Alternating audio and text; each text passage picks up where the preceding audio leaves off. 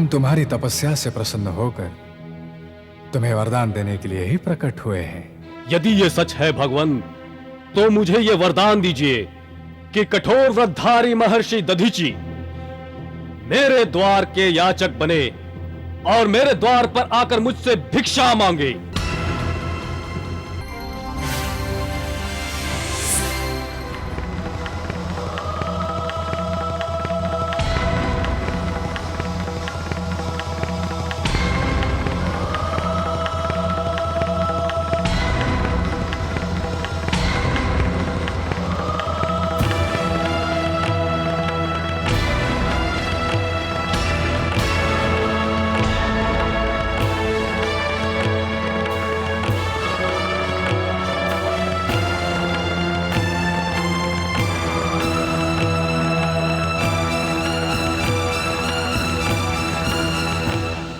शुभम भवतु मंगलम।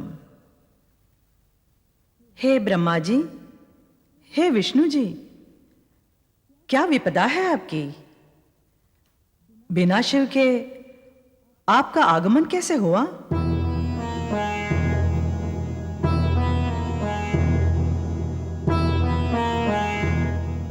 हे त्रिमूर्ति, आप द्विमूर्ति कैसे हो गए?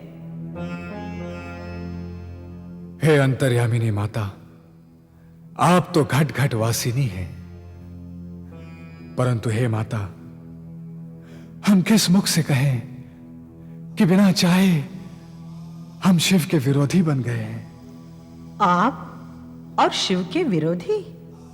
हाँ माते, यही पीड़ा है हमारी।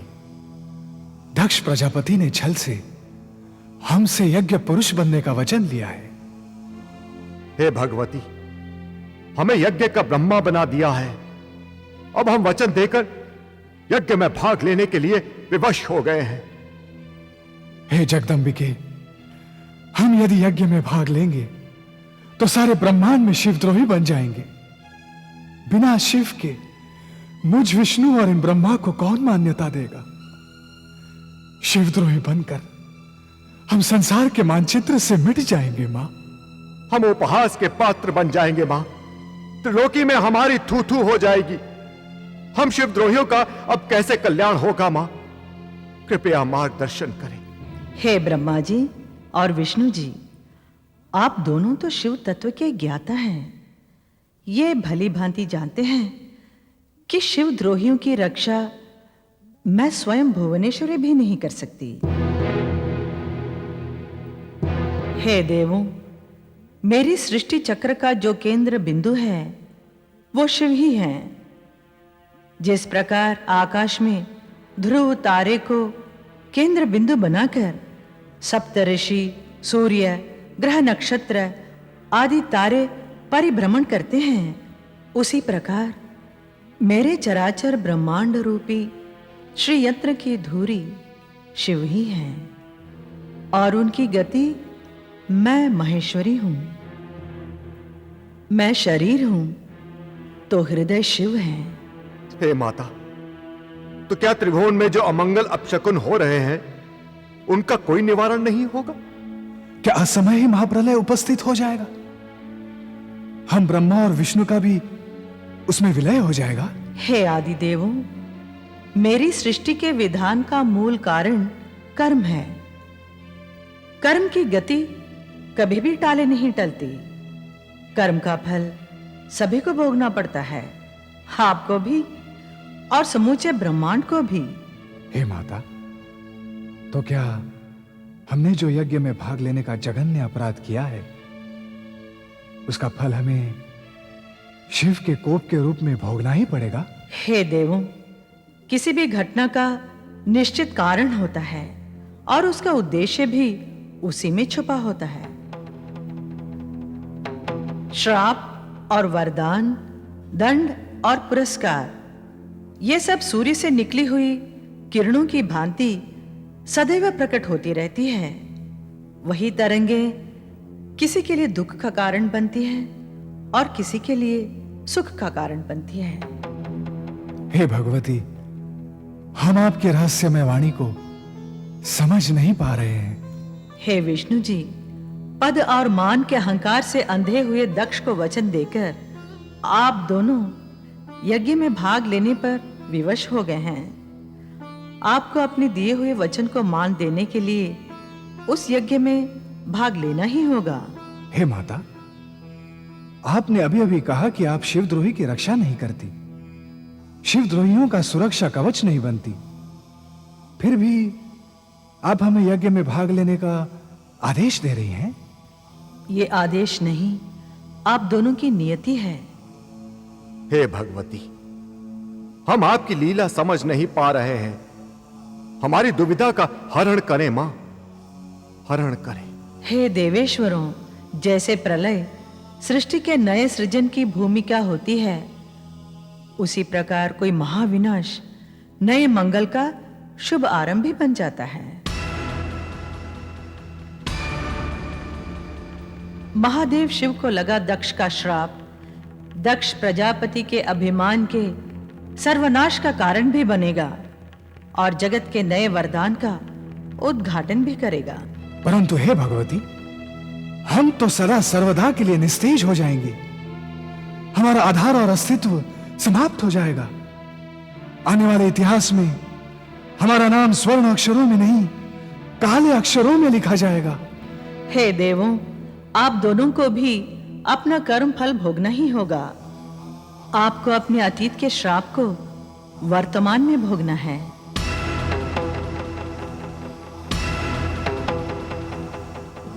हे देवों, क्या आपको ज्ञात नहीं कि पूर्व काल में आप दोनों महर्षि दधीचि द्वारा श्रापित हैं?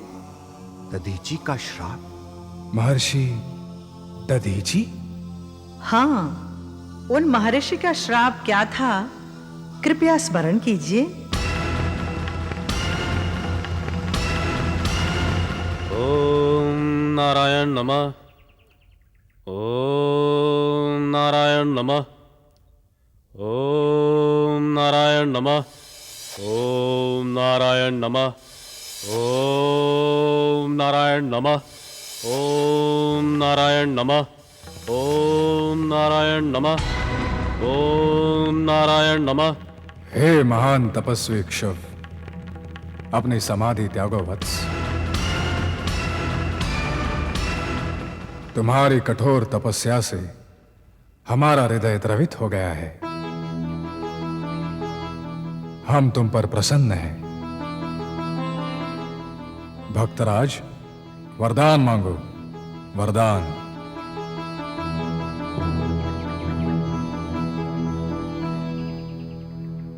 हे शरणागत वत्सल नारायण, क्या आप सचमुच मुझे मेरा मनचाहा वरदान देंगे? हाँ हाँ राजन, तुमने हमें अपना आराध्य देव मानकर हमारी तपस्या की है, तो तुम्हारे इष्ट देव होने के नाते तुम जैसे अपने तपस्वी भक्त को मनोवांछित वरदान देना हमारा दायित्व और धर्म बन जाता है। यही नियति है।